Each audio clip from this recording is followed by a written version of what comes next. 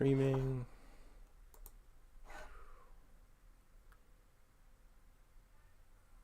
And I guess we just went live. Oh, did I? Oh, shoot. It did it private again. Dadgummit. Visibility. Public. Done. Save. Sure is, computer.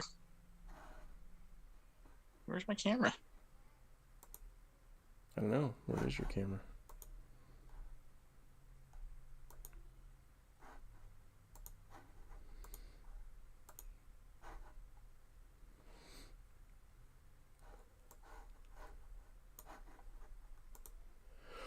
All right, theoretically, we're live. Theoretically. If you have, which it sounds like you've got the audio coming out of your computer. Well, it's coming out of both, so I just put the volume down on my computer. Okay. Okay, good. Yeah. So I have a pair of headsets plugged into the computer.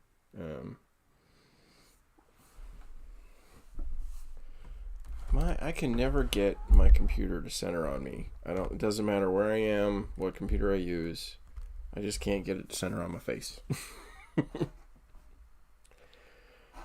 Huh. I wonder, I see, okay, there's the fat man. And I'm trying to mess with my, see, because it worked last week when we were doing it this. did.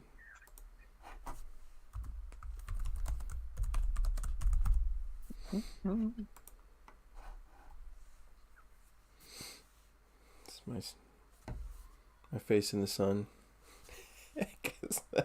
Man, I should probably set up at the end of the table.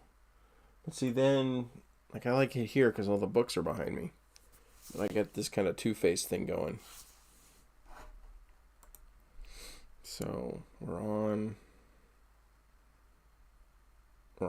That's kind of cool. So yeah, see. Well, folks, apparently they're too ugly for the camera. Chat. Did it work? What's going on here? Question mark.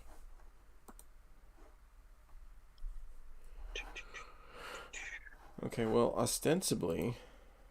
Ooh, no, you don't want to see that. I'm sorry for everybody viewing for seeing the background. the infinite loop. So, well, welcome to another episode of Pat and the Fat Man, where we like to talk about movies, sports, and whatever else we feel like. And welcome to a very special live edition of Pat and the Fat Man, where we're talking about sports, because sports ball is a very timely thing, and so we wanted to give a more timely listening experience. I guess viewing now, because we're streaming on YouTube. Hey! Oh, yeah, all right. Yes. Heck yeah. Like solid basement going on there. That's pretty good. Right. I mean, it's not a van down by the river. I made the basement to suit my hairstyle here. That's right. I physically changed my house to suit my hairstyle. I wouldn't put it past you. I gotta say. Well, somebody's got to, because somebody can't help me build anything around here. Certainly not a sun. I told you, if you give me the money, I will build you a sunblocker. I have no money. And I told you, someone with your heritage should know where to find the money in the first place. Okay, so because we're doing this live, let's not go down that rabbit hole, spider hole, whatever. So, anyways, I'm Pat. I'm the Fat Man. And today we are talking about sports ball. Sports ball. So we are in week 4 now of the NFL? Yes, week 5 college ball. So our teams are, for those who don't know, this is Texas A&M for college ball, and for football, I am a Cowboys fan. Sometimes a Bengals fan, and Mr. Fat Man is definitely a Cleveland Browns fan. I'm also sometimes a Cleveland Browns fan as well. The problem is I live in Dallas, and the networks don't like to show Cleveland Browns games here, so I can't get it without paying the NFL a bunch of money, and I don't want to do that. Right. I don't think they're a very good organization, to be honest. So, especially what happened to Tua this last week. Yeah. Oh. Well, okay, it was less about Tua, and we can get into that a little bit, but what happened like 2 plays later with, the unnecessary roughness call that they got 2 plays later after the Tua thing. Yeah. The Dolphins were criminal in letting him out there, but... Yeah. I mean, the truth was, you could tell he was suffering from it was a neurological issue. He shouldn't have been. Yeah, like if you watch the video from the week before, he literally got up, walked 2 steps, and fell to the ground, and you're like, shouldn't be out there at all. Right. That's there's physical injuries which cause you problems, but that's not what he was displaying.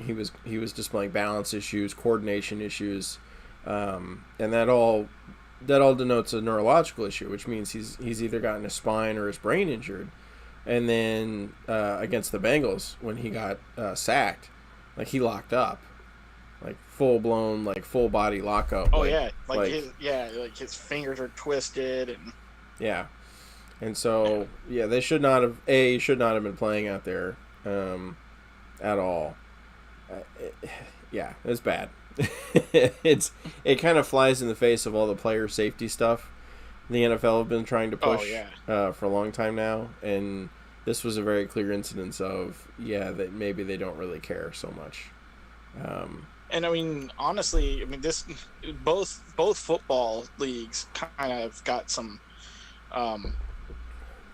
rules things that I think this past week have been kind of a little nutso, and I think they're trying to. One was negligence on the NFL's part, and the other, like say in college football, I think it's overreaction to the NIL stuff, because I count at least 3 colleges this week that were hit with recruiting violations. Oh, really? Okay. Yeah, Air Force, University of Illinois, and LSU, and I think there was Memphis with college basketball. Are they getting hit with is a typical pay the players violations, or is it something else? I'm sure it's some mixture of all that, incentives and this, that, and the other thing. The same thing that the NCAA has always been hitting as far as recruiting over these years, but it just seems like in the past week or 2, they've really ramped it up, and I guess this is their way of trying to, I don't know, encourage coaches from some of the bigger schools that, they're going to try to make it more level and playing, basically massaging people like Nick Saban, who are complaining about recruiting. Yeah. Well, in a lot of ways, the NCAA is kind of I'm not going to say it's a defunct organization, but it's one that's got, everybody realizes has no teeth, right? It's this toothless monster. Right. And so what they may be trying to do is prove to people that they do have teeth. But then again, they're going after Air Force. Right. Memphis, University of Illinois. Now LSU was one thing, but if I read the highlight or the headline correctly, LSU ended up punching themselves. So the NCAA is like, yeah, that's fine. You did it yourselves. That's okay. Yeah.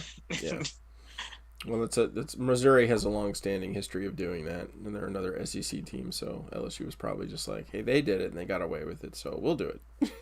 Right. Can you go 2 weeks without self-reporting an NCAA violation? No, then you're not allowed out of the corner. Well, to be honest, Missouri's probably just hoping they don't, see all the meth that's going on down there. Well, that's unfortunately true everywhere, sadly. Meth and fentanyl. I guess fentanyl's the new thing. I'll never forget last year when I was driving through there in a truck. I pulled into a Pilot truck stop to get parking for the night, and I walked into that gas station. Let me tell you, you could tell the meth heads. You could just see the meth heads. Yeah. You were looking for a hole that was coming out from the chemicals. Nice. So. Yeah. Oh. Okay, cool. But yeah, I guess we can get into it. Last week, A&M versus Arkansas. You were there, man. Tell me about it. Tell us about it. So I was in Jerry's World. This is a tradition. I've been to, I think, about 10 games there, back from the pre-A&M and the SEC days. They've been playing Arkansas there as a pre-season game, pre-conference game. It's not pre-season because those pre-conference games do count, but it was a non-conference matchup between A&M and Arkansas. Back when A&M was part of the Big 12, I went to several of those games. And then when it became a conference game, we started going to them as conference games. I got to say, Jerry's World is a pretty amazing stadium. I've been there, I don't know, a dozen times now, all for A&M games, except for the one time I actually got to see Cowboys game 2 weeks ago. That was pretty amazing too. And it's just a really well done stadium. The in and out is good. I don't feel like I'm constantly having to, like, I don't feel like human cattle as much as I do at a lot of stadiums. There's definitely parts where it definitely feels that way, but they're very minimal. And the internal of the stadium's just gorgeous. The giant Jumbotron, which I've seen get hit 3 times by punters. So that's always fun. So the other thing that's traditional about the Arkansas A&M game when I go to it is that it's down to the wire. More often than not, I've seen it go to overtime. I've seen it go to double overtime, and I've only seen A&M lose once. So statistically speaking, if I go to the Arkansas A&M game in AT&T Stadium in Arlington, then A&M's going to win, and it's going to be a nail biter. And sure enough, that's exactly what happened. So before we get to the moment, let's talk about the game leading up to it, because I thought it was a fairly solid game. I mean, you're talking about week 3, the actual game, other than the moment. So we're still talking about Arkansas? Yeah. Yeah. So first quarter, we looked like trash. We just did. On both sides of the ball. Yep. We looked like a bunch of guys. Like, the defense wasn't paying attention half the time because Arkansas was running a hurry-up offense, and the defense was constantly trying to get orders from the side. We were running a 3-man rush on what was effectively a 7-person front because they were always pulling their tight end in. So you got your 5 up front. They would have one of their receivers and one of their tight ends play another front. So you had 3 guys trying to get through 7 to get to the quarterback or the running back. And Arkansas is a running team, like, flat out. They have a really good running back. They have a decent running back who also occasionally throws the ball sometimes. They refer to him as a quarterback. He's not a great quarterback. And they do occasionally make throwing plays. Typically, the guy has to be so wide open that there's nobody within like 5 yards of him. And they'll make those catches, and that's exactly what happened. Arkansas just ran it down our throats because we had a 3-man line rush, and So we couldn't stop the run, and they occasionally had found open men, and because they couldn't stop, because their offensive line was able to double team every one of our defensive linemen rushing in, they could find open people. To me, what was bothersome was, like, after a few series, it seemed like the defense wasn't adjusting at all. Like, they're like, no, at some point they're going to start throwing it. So we want to be ready for when they throw it. It's like, why don't you try stopping a few runs and then force them to throw it? And at least then you're controlling what they're doing. Exactly. Like, and so that was on the defensive side of the ball. The offensive side of the ball was very ineffective. Our front 5, occasionally front 6 with the tight end coming in, were not able to hold off their rushers. They were typically rushing 7 to 8 men, and we were running the ball a lot. But we're down our biggest. Was it this game that he was injured in this game? He didn't get injured until the third quarter. This game, yeah. So A-Chain was trying to run the ball, and he was getting clobbered because the truth is, our 5, sometimes 6 guys weren't able to stop their defensive line, right? Because they were typically rushing 7 or 8. And so as long as we stuck to this run the ball and 3 men on the line on defense, we just looked silly. Like, we looked like garbage. We were terrible. And that was the first quarter they scored twice, 14 points on us. We weren't able to hold them. On a positive note, it looks like at least, like, Max Johnson can run a little bit. Like, he can at least make a few decisions, and if he has to, scramble. Yeah, he can. He's not as fast as Haynes King. He's not as fast as Johnny Football was. No, but I think mentally he's faster. mentally, I think he's more mature, more confident about making decisions. Yeah. Like I'm talking about on his feet. Like literally, he doesn't run as Oh fast. So yeah. he's And the announcers, the commentators said the same thing, that he's not as fast as King, but I'm more confident in his ability to recognize sooner when he needs to scramble than King does. When to give up on a play. Well, and the other part of it is that he's more comfortable in the pocket.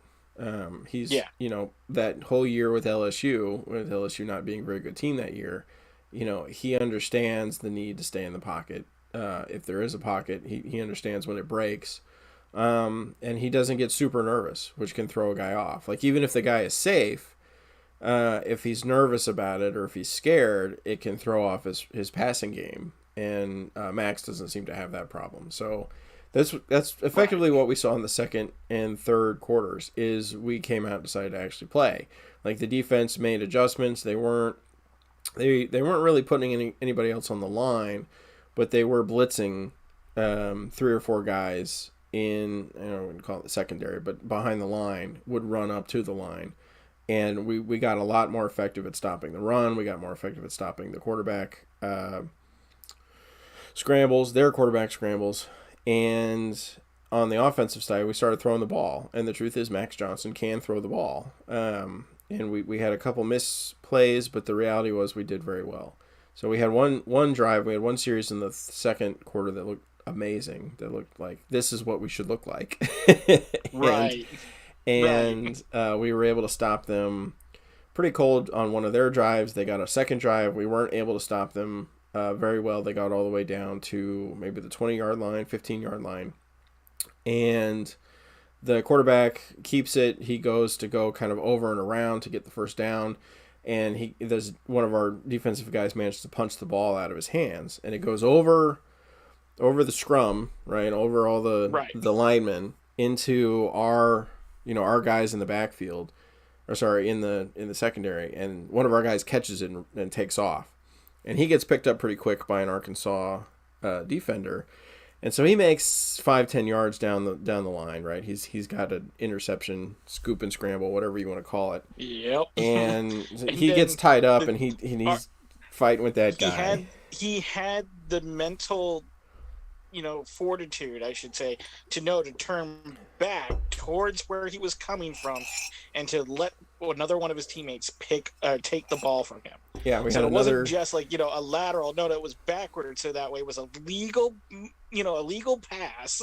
And then the other guy just takes it and runs. Yeah. It was the most beautiful defensive play you've ever seen. It was one of those things you couldn't really teach, right? Like, so because you have the second defender comes up and, he's turned back towards our side of the field, and he's like, give me the ball. And the guy who's being tackled, right, in that situation, realizes this guy is saying, give me the ball, and gives him the ball. Like, that's a very difficult skill set. And the other guy just runs around him. Okay, give him the ball. Yeah. Because at that moment, you're just thinking, hold on as hard as you can. Don't listen to anything until you hear a whistle. Right, exactly, because that's typically how it goes. Because their side is trying to punch the ball out of your arms, because that's the name of the game anymore. There's, it's everybody's half tackle, half attempting to make a fumble happen. And so, yeah, that was crazy. And of course, for me, that was like the other side of the field, so I couldn't really see it happen. But what I saw was the guy got like caught up, and I was like, we were all like super excited because we'd stopped the drive, and then this other guy starts coming around, and we realize he has the ball, and he's just running the whole length of the field and scores a touchdown. I'm like, oh my gosh. Yeah. We haven't seen a defensive score in a long time. Yeah. And then or at least what feels like a long time. It's like 14-13 at that point. And we go to kick the second, the extra point, and it's the worst hike I've ever. I don't like the guy that hikes the ball, and by the time the kicker makes it to the guy holding the ball to kick the extra point, the ball is still like flat on the ground, like it hasn't been propped up. Like, and I half blame the guy holding the ball, I half blame the guy who hiked the ball, and this hiking on special teams is a problem. Like it's a problem we've seen in other places too. And so like the Arkansas defenders are on him, and they're definitely not going to be able to get a kickoff. And so the guy with the ball pulls up and he starts to scramble and he ends up throwing it to the kicker who catches the ball. But he's got 4 or 5 Arkansas defenders in front of him between him and the goal line, so he can't make it for the 2-point conversion. And so we end the half at 14-13. It's just like, well, that was ridiculous. So third quarter, we get the ball for the kickoff. One of the things I really love about going to games, A&M games especially, is the band. So I actually got to see the band, and that was nice because they don't show it on TV. And the A&M band is just fun to watch. Period. Like other bands, don't get me wrong, they can be fun to watch too. But the A&M band, just the marching band, and their like consistent military marching formations, it's just such a fantastic show to watch. If you've never seen it, highly recommend, looking it up on YouTube and watching what the band does. So that was a lot of fun. The third quarter, we got the ball at kickoff. I can't remember. I'd have to rewatch the whole thing, but we managed to do pretty good in the third quarter. We drive down, we score. At some point, we find a couple receivers who, young guys, because our receiving core is pretty young, and that was a big question mark for A&M. Were our vertical receivers? It's the guys who run down the field, kind of the long runners. How are they going to do? Like, are they going to do well? And what we found is, at least against Arkansas, our wide receivers could easily outrun their defenders. The problem we had was actually catching the ball. We had at least one like beautiful wide open, would have been a touchdown pass if he'd caught the ball but didn't catch the ball problem. And that happened on a couple of occasions. Our guys also made some decent catches, but it's a younger receiving core. We saw the tight end get finally used a little bit. He's a little bit shorter than our typical tight ends tend to be. Tight ends are typically big guys. Like they're the get the ball and hit 3 or 4 people before they go down kind of a guys. Because they're also often used as linemen, like or and occasionally running backs even. And so they're because of that they're big guys. He's a little shorter than Weidemeyer was, and I can't remember the guy who was before him. But he still looked pretty good. And not Spiller. No, it started with an S, but I can't remember what it was. Speedy Knowles? No, it wasn't Knowles. So he, we kind of made use of our offensive lines. We got up to 20 points, and then I want to say we scored. We got a field goal at another part to get us up to 22. No, sorry, 23. And but in late third quarter, fourth quarter, we started to fall apart. Now, part of that was the officiating. This was the most blatant anti-A&M officiating I've ever seen in my life. Oh, yeah. As an A&M player, the officials are always against us. They just seem to be. In general, but this time it was something. I mean, bad. It was... And it was like... Oh, yeah. In the fourth quarter, it was pretty much every offensive play. There was a flag. They never called holding on Arkansas, despite the massive amount of holding they did, especially in the first quarter. They called it on us.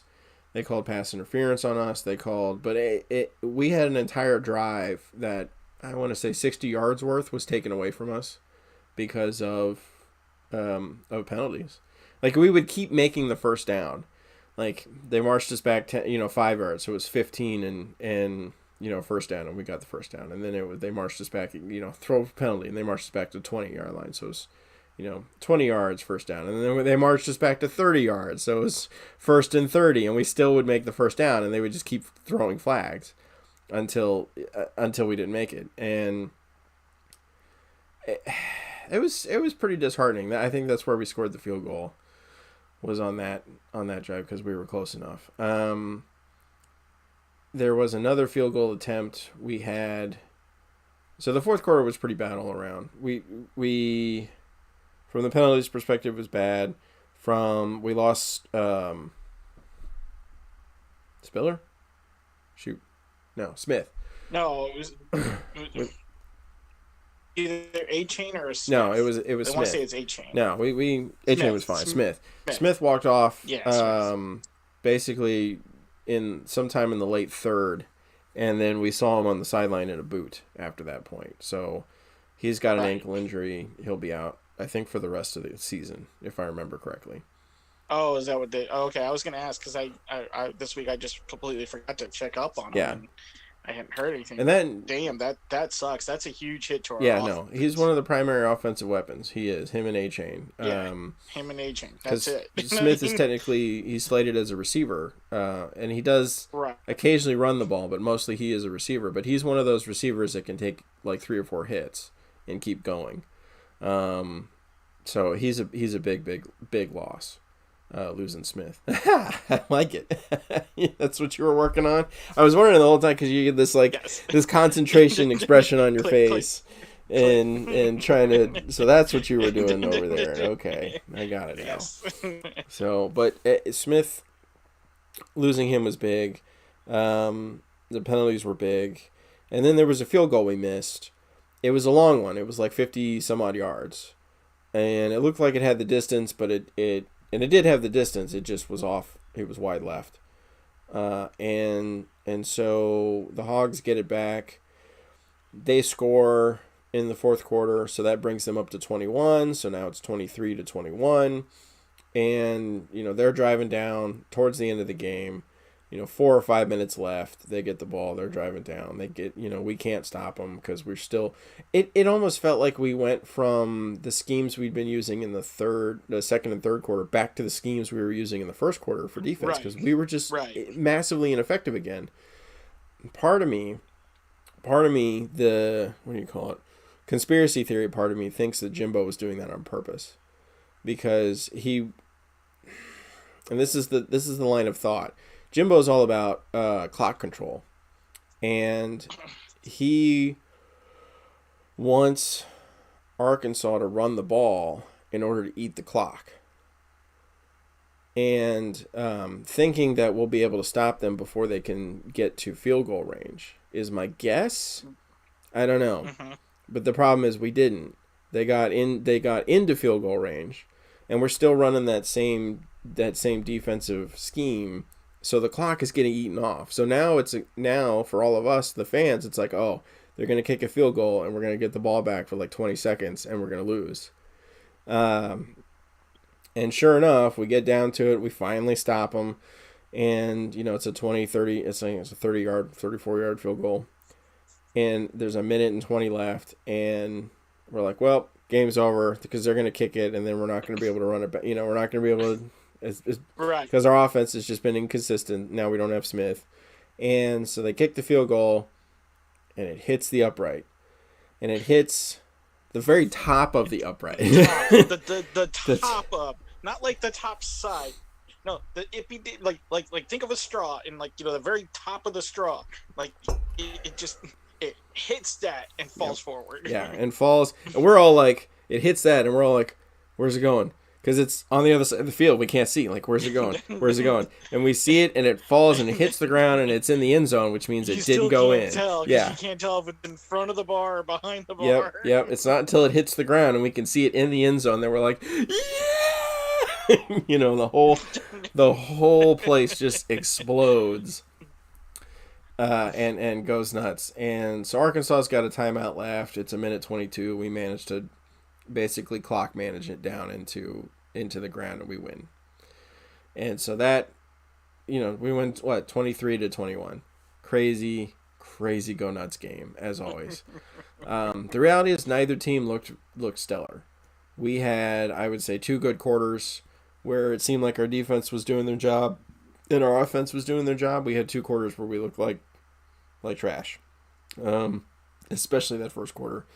Arkansas very much lacks a quarterback. Their receivers did okay, but they kind of lack a receiving core too. So they've got an amazing run game. They've got an amazing quarterback who can run, but throwing, especially throwing into traffic, not a great quarterback. So yeah, I'm glad we beat him Don't get me wrong. It was a win, but it was a struggle. It was ugly, and I don't know what that says about this week.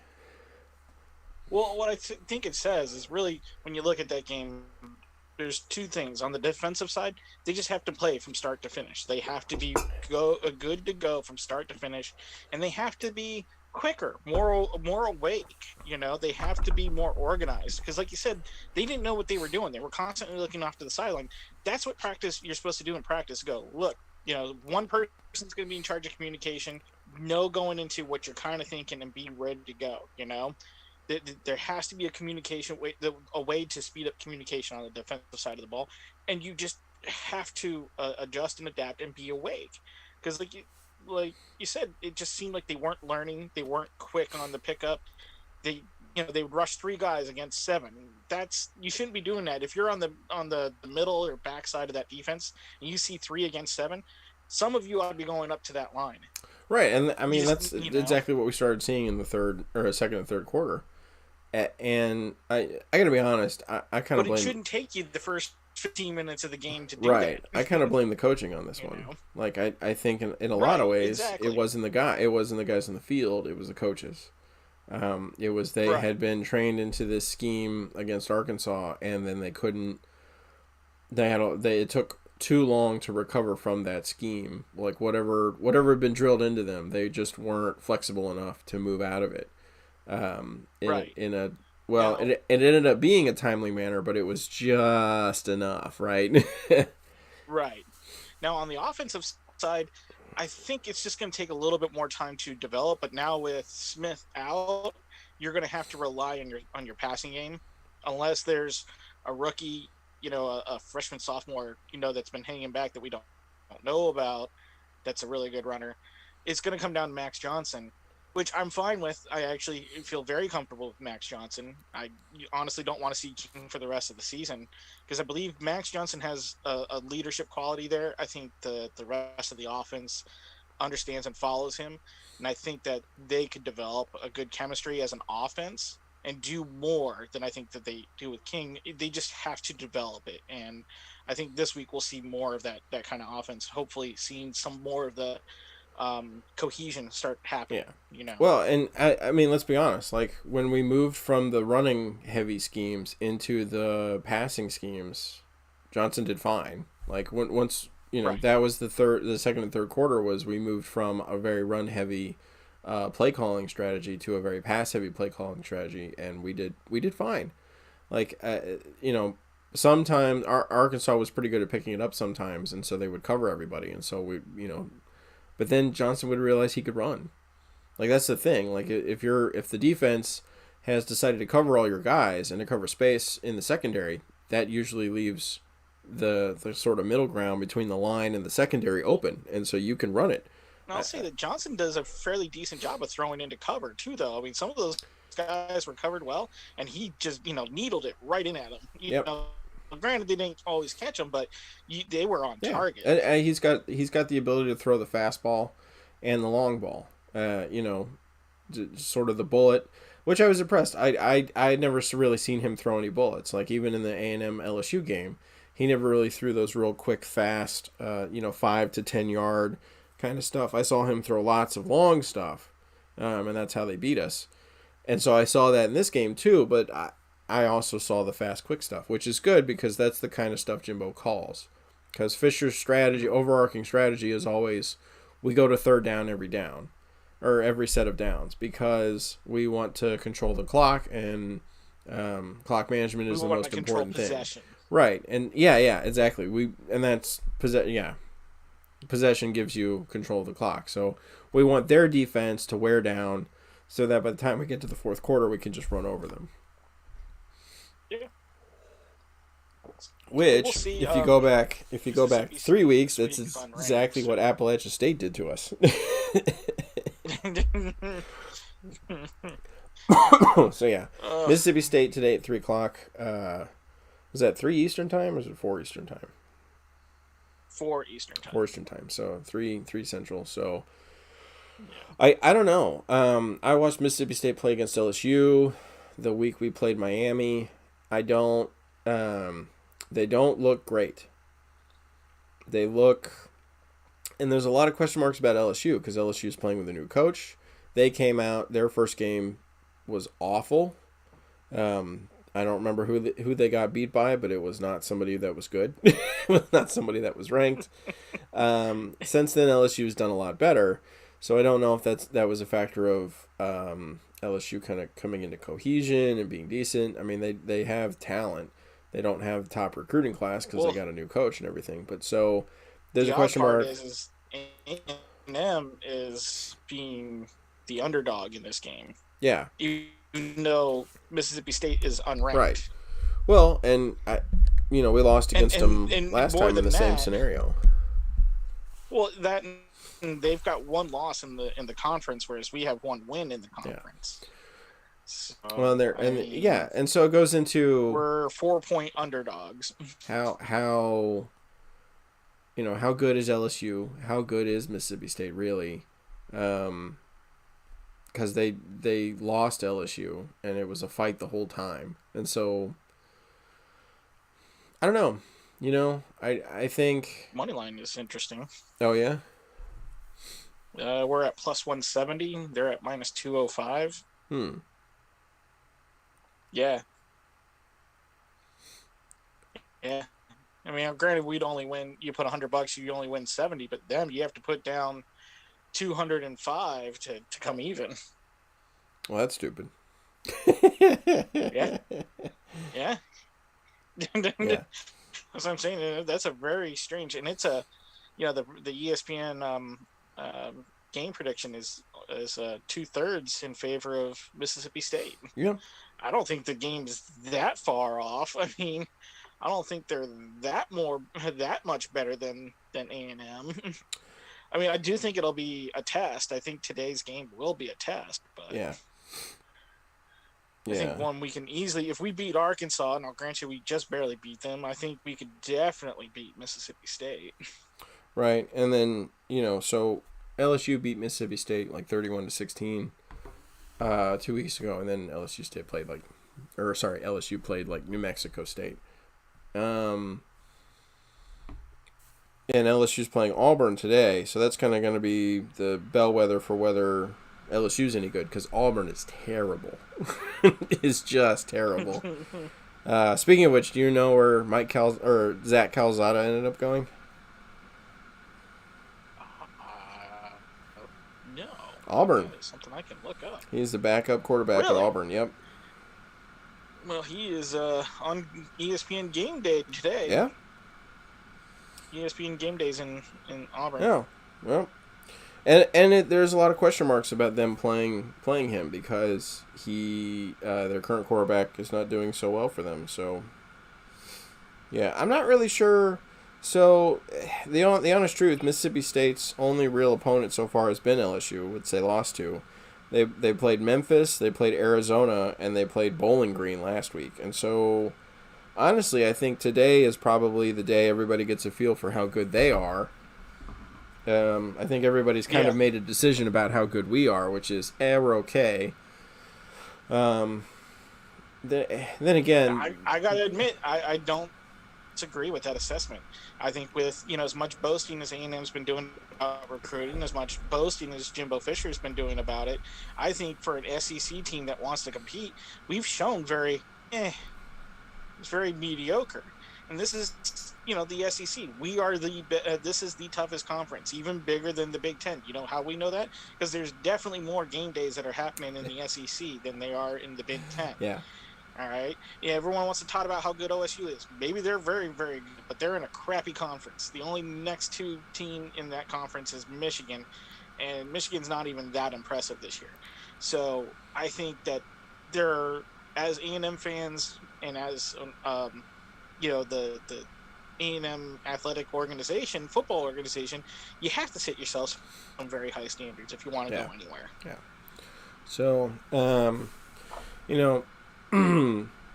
guess other concepts. So, and just to give everybody a roundup for A&M, we're 3-1, or 3-1? No, 2-1. Yeah, 3-1. Sorry, 3-1. 3-1. Yeah. So our two First two games were against no name kind of schools, but we lost the second one. One of which we Yeah, lost. Yeah. Appalachian State. Like I said, it was very much they had the ball 41 minutes of the game. We had the ball, the balance, and so less than 20 minutes. You think about that, that's pretty bad.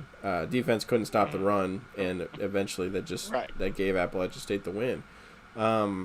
The game against Miami was very different. We looked like a very different team, in part because the first two games of the season we had Haynes King out there, coming off of his injury from last year, and the honest truth is he just looked scared. Maybe scared's not the right word, but that's the closest I can get. There's a look, and it's something I've noticed ever since we came into the SEC. It's a way you can gauge your quarterback and how you're going to play is the look in their eyes. The other way, if you're not trying to use scared, is lack of confidence. Yeah. Like he's not confident in what he's seeing. Like he's not comfortable in what he's seeing. Yeah. And so they just get this look in their eyes where that they're like it's that like little kid, in the street or in a grocery store without his parents, or it's that like afraid, not knowing what to do, not knowing where they are kind of a look. And it used to be we played Alabama pretty early in the season, like fifth game, and you could tell if we had a new quarterback, like that game was the bellwether. You could look at their eyes like by the third quarter and tell whether or not they were going to be able to be a quarterback in the long run, because like they were going to get sacked a lot because it's Alabama, right? Well, I got to say, I mean, we're a couple of games into this season, just like last season, we were a couple of games into that season, and King is taken out. In the last season, he was hurt.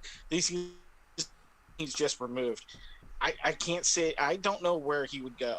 I mean, I can't see him starting again because it's 2 seasons in a row where, he hasn't proven himself. Yeah. Oh no, this is college, so you only have a few seasons, and I think with a program like ours, you just move on. He does, and that's what Zach Calzada did. He went to Auburn. Right. I assume. But see, the difference there was I thought Calzada was better than King. I was very happy with Calzada's performance. I mean, it wasn't great, but I mean, he won a lot of games for us last year. I mean, we got to a bowl game, so.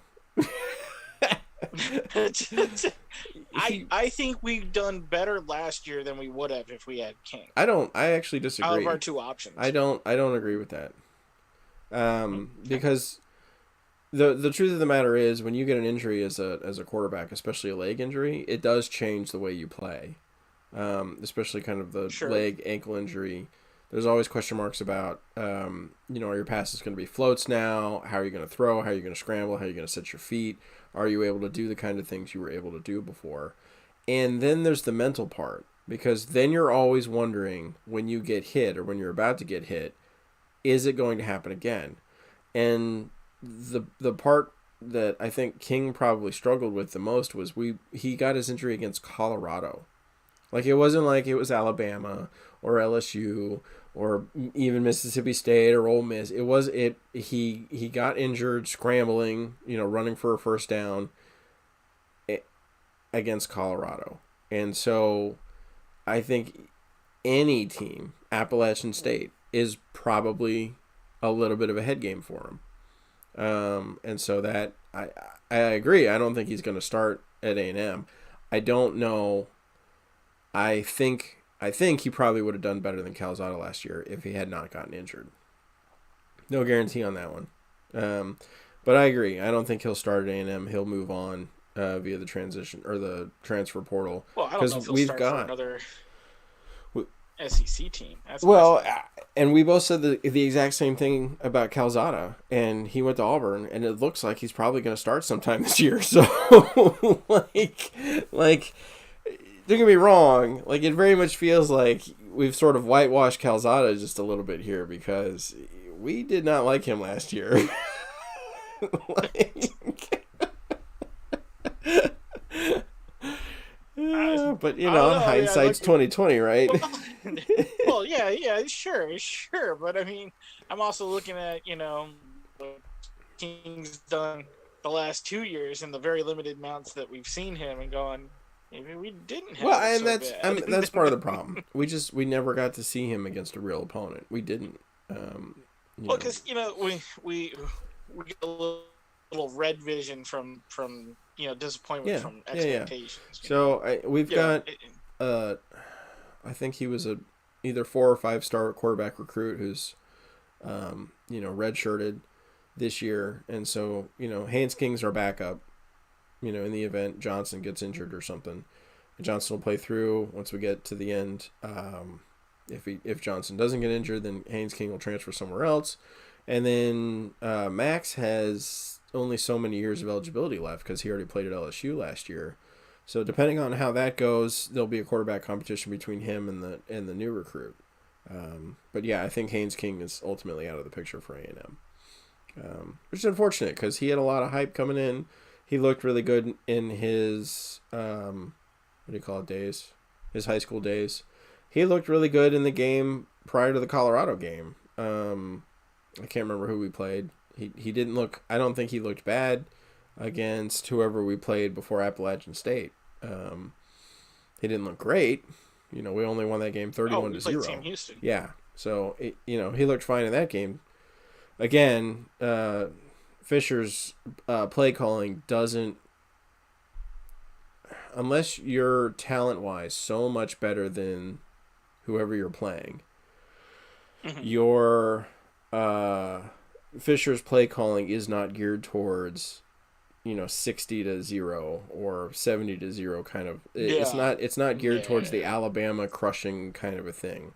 You're going to win the game, but you're still 31-0 is about as best as you can do. But I think that game planning is because Jimbo Fisher doesn't consider defense in game planning whatsoever. Yeah, and that might be it. Or at the very least, at a very little bit, because like you said, it was all of a sudden the lights clicked on for our defense. Like Jimbo was like, oh well, I guess we gotta get ahead of this a little bit. All right, guys, now you can go. Yeah. Well, like he's worried that the defense will outshine the offense or something. Right. We've got a new defensive coordinator, so that's part of it. New guy in the role. So there's a lot going on. And like I think we both said. Like I said, SEC, there's a lot of expectations in this conference, and you have to keep up with them. Especially since we wanted to be in this conference. We left the other one for this one because of the prestige and because of what it came with it. So you have to meet those expectations if you want, because you asked for it. Yeah.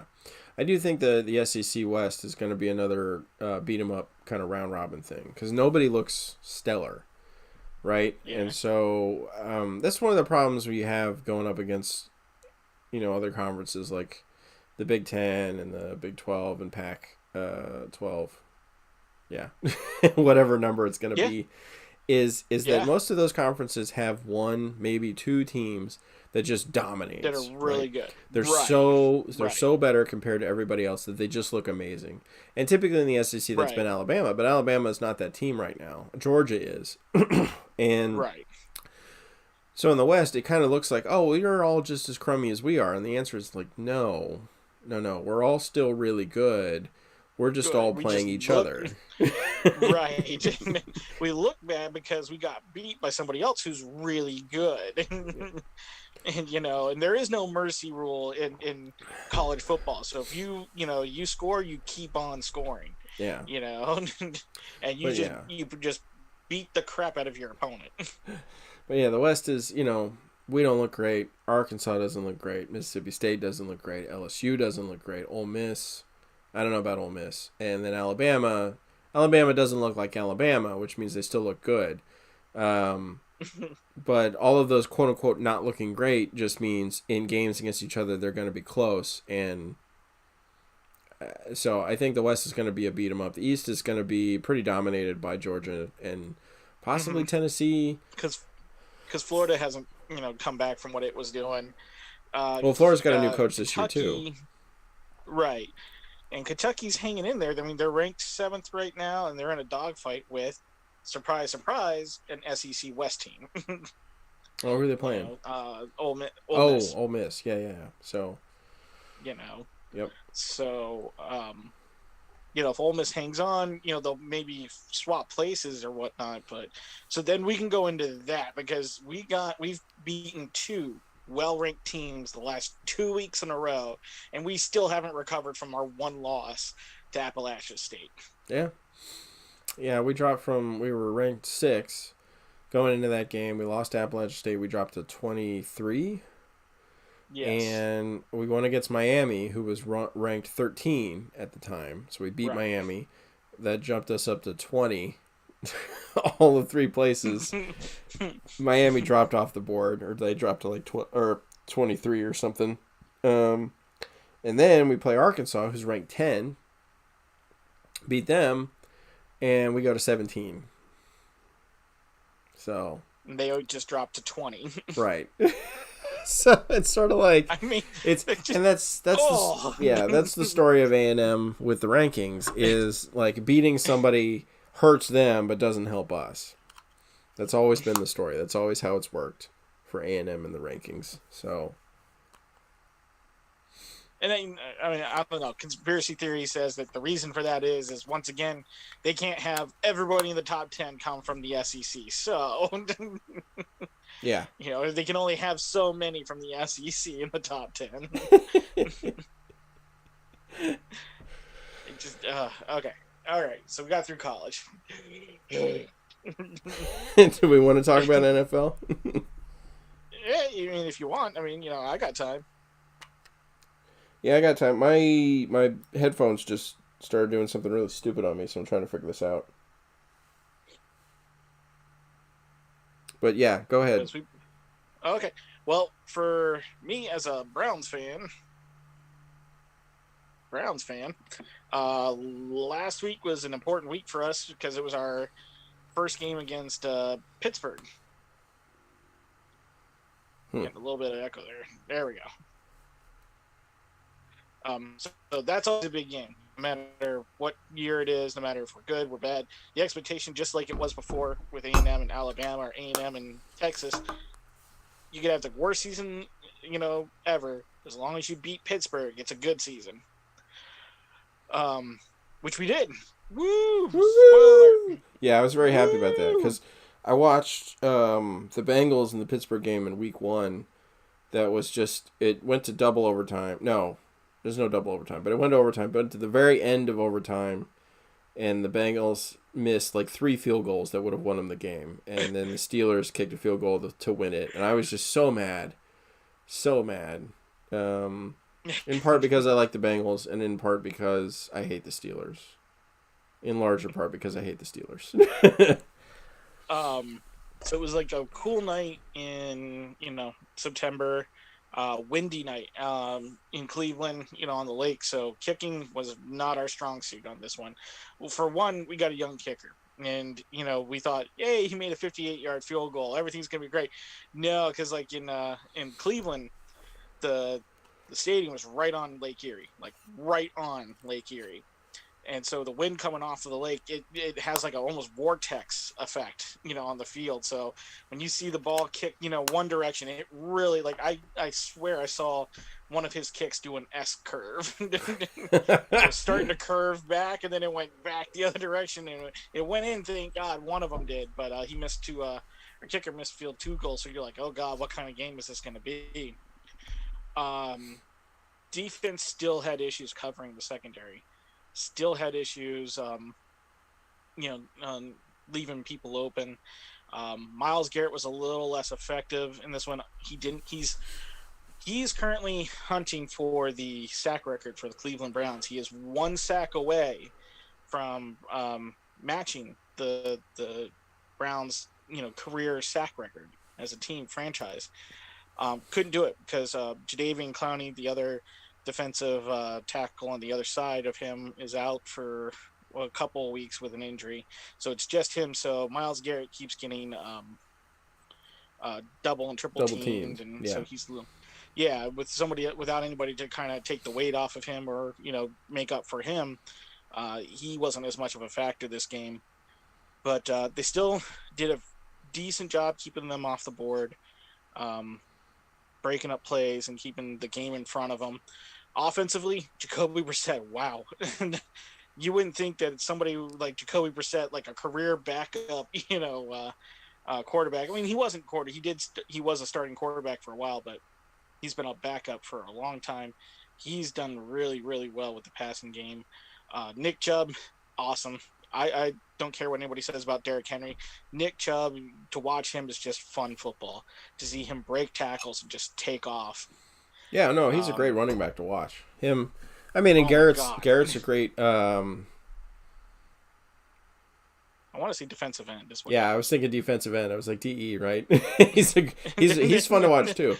On the Cowboys side, we've got Micah Parsons, who was rookie last year, who's in the same kind of running, and they're doing the same thing to him. He didn't get a sack on the Giants this past week because they double and triple teamed him the whole time because he is a monster.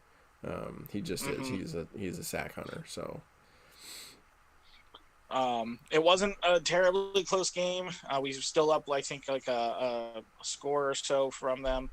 But it was a solid win. It was a good offensive win. Defensively, we still got more work to do, and bad news came after that game. On Monday of this week, being the fourth week of NFL football, fifth week of college, and today is October 1st, so it was just like 3 or 4 days ago. Myles Garrett was in a car accident coming out of practice on Monday. Thankfully, he was okay. Just bumps, bruises, and lacerations. Nothing broken. He was day-to-day, but as of today's recording, he was placed out of tomorrow's game against Atlanta. What happened was he was doing 65 and a 45 on some back roads in Ohio, and went off the road and flipped his Porsche. It's 2021 Porsche that flipped, hit a fire hydrant, and then fell into a ditch. Luckily, him and his passenger were wearing seatbelts. Both of them went to the hospital without life-threatening injuries.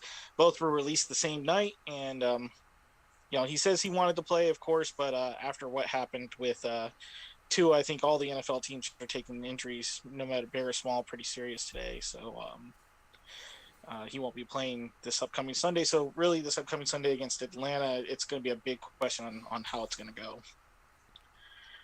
But hey, we beat Pittsburgh. That's the important part.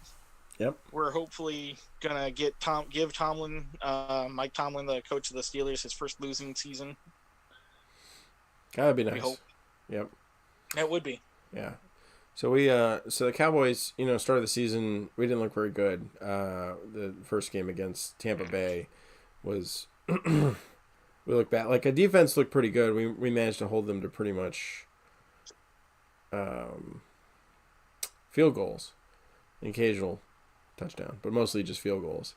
And it's Brady, right? But the offense didn't look very good, and eventually, by the time the fourth quarter rolled around, oh man, I lost his name. The quarterback. You lost Prescott. Prescott, yeah, Dak Prescott got a thumb injury, that took him out of that game. We brought in Cooper Rush, who's our backup quarterback, and Prescott went out for, I guess, 5 to 6 games is what they're saying.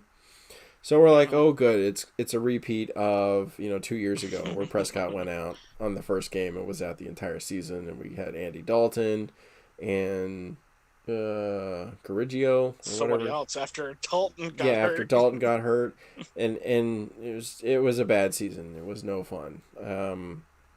But turns out Cooper Rush is not a bad quarterback. So I got to watch us play the Bengals. So week 2 was the Bengals at home in Cowboy Stadium, and I managed to get a ticket to that. And that game was amazing. That game was fantastic. Our defense, we had 3 guys, and each of them had 2 sacks on Burrow. So that was awesome. Micah Parsons got 2 sacks.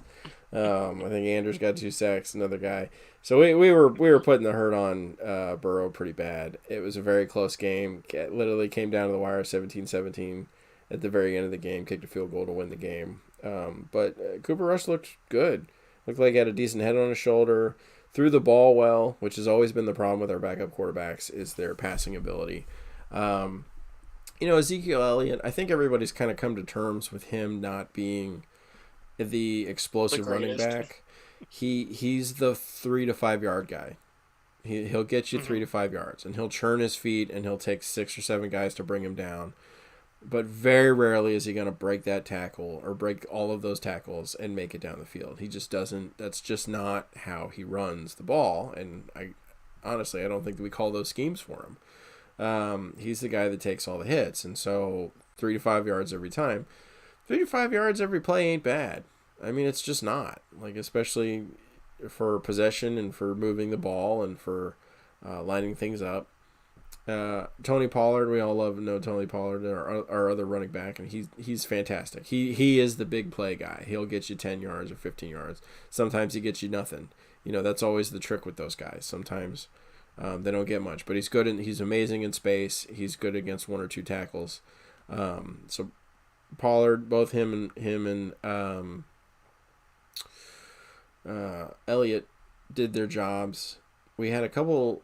We've got CeeDee Lamb, 88, who's who's become an amazing receiver. He still drops the ball on occasion, and sometimes he gets hit literally in the chest with the ball, with open space between him and the goal, and he drops it. Just happens. But luckily he also occasionally does a one-arm catch in the very corner of the end zone and gets you a touchdown. So that's the wonderful thing about CeeDee Lamb. But we've come up with a couple other receivers now. Brown, 85, and there's another guy who showed a lot of talent in the last game we played against the Giants. And so our receiving options, because we got rid of Amari Cooper and one other guy. Yeah, you did. Yeah. And so our receiving core was just like, okay, we're down to Lamb, and we know he's going to be double or triple covered, right? So who are we going to throw to? So there's a lot of question marks on that side of the ball. It looks like some of the guys we drafted and some of the guys we had kind of in reserve or who have been coming up are going to be pretty good. No, just go ahead and say thank you for Amari Cooper. Yeah, you're welcome, mother. I can't believe we got rid of Cooper. I saw that.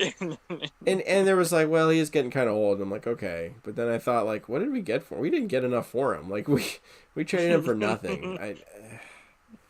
I still think it was a bad call. Coop was great. I love Coop. So, but yeah, no more Amari Cooper. But Lamb's doing well. Brown's doing good. We've got the Commanders today. I'm just going to keep calling them the Washington football team. I don't care. We've got the Washington football team. Because the Washington football team's in command of absolutely nothing. Yeah. So, per always, the NFC East or the NFC least is just a sludge fest of toxic radioactive teams trying to beat each other up, without falling Everyone's apart. Everyone's high on Philadelphia right now. I'm like, come on, you know that floor is going to fall out. Yeah. So, and interesting enough, like we won the NFC East last year. We got to the playoffs. Not that we went anywhere there, but there's never been a repeat win.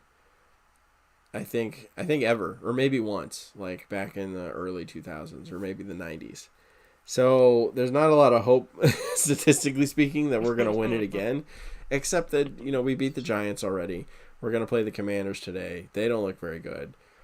Philadelphia looks okay. But yeah, so I don't know. I think it's going to be interesting. I don't have any hopes or dreams or anything because I'm a Cowboys fan. I haven't allowed myself to have hopes or dreams in a long, long time. So, I'd like to see us make the playoffs. I'd like to see us actually win a playoff game. That'd be nice. But right now, that's, Prescott's slated to come back in 2 to 3 games. And so I'll be interested to see when he comes back how things work. Because the honest truth is Cooper Rush doesn't look bad. He really doesn't. So, but Prescott is our franchise quarterback. So I don't know what things are going to look like. The honest truth is Prescott's been on the sideline so much as a coach, like with this, little helmet and whatever. I'm like, I just become the quarterback coach for the Cowboys, man. Just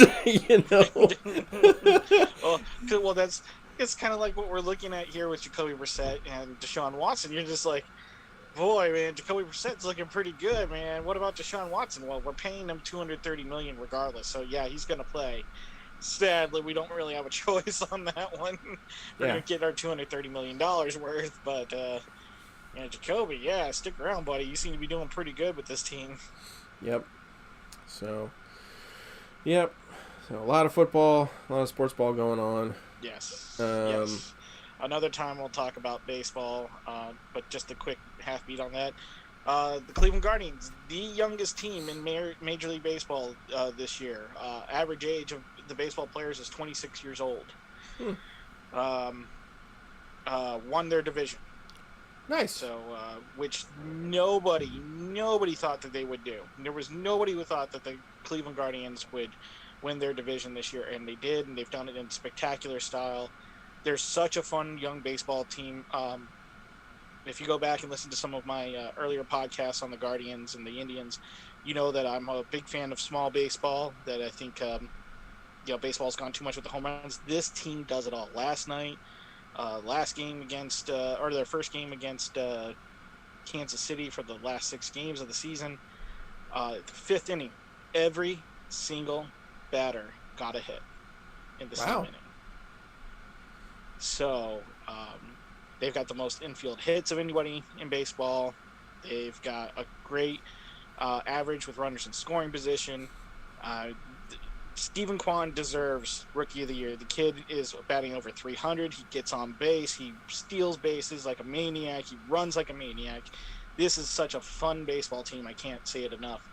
And we'll see where they go in the playoffs. I don't want to completely count them out. I think they could get through the wild card series. Beyond that, I think it's hard, but just the fact they got this far is so great, and it's so much fun. Yeah, the Rangers fired all their management, so it's gonna be a whole new ball game next year for us. Yeah, that happened like weeks ago. Like they fired several of the managers last week, or not last week, a couple weeks ago. So, yeah, it's kind of been a lame duck rest of the season. But we all knew Rangers weren't going anywhere, so, whatever. You still got the Astros, so. Yeah, still got the Astros. So, but that's been sports ball. So it's been a good while now. So we're gonna wrap it up. But A&M game today at 3:00. Plenty of college football going on. Lots of interesting games. And I'll be definitely interested to see how LSU Auburn goes, because that'll give us a feel for how good LSU really is, which will also give us a feel for how good Mississippi State really is, and how good we really are, depending on how we do, and then also how good Arkansas really is. So it's a lot of dominoes falling into play today, and a lot of good football going on, and a lot of good football tomorrow, I think. So. Yeah, It's been another episode of Patton and the Fat Man. We have a website. Our first one on YouTube. Yeah, first one live on YouTube. I have no idea if anybody actually watched us. It's okay. You can go watch the replay. I mean, that's the better part. Is then, with the YouTubes, you can always watch us again once we tell you to. Yeah, and this will be given to our editor and pared down and made it so you don't have to listen to us say and the awkward pauses where I forget who people's names are so much. We do have a website, patandthefatman.com, and we have a Patreon, so Pat and the Fat Man. We've got a Facebook page, whatever it's called on Facebook, Pat and the Fat Man. So if you want to give us feedback, give us comments, you can go to the website, leave a comment. You can leave a comment here on the YouTube thing. That'd be great too. So let us know what you want to hear, and go check out the podcast Fat Man itself. is now on Twitter. Nice. I need to do that too today. So we do talk about other stuff, mostly movies. And so if you check out the podcast, it's primarily movie-based. And I got to post Red Dawn, so I'm going to do that today. So Red Dawn Part 4. But thanks for joining us. I'm Pat. I'm the Fat Man. Stay classy. Gig 'em. Wolverines. Oh, wait, no. Gigamaggies. Wolverines. End stream.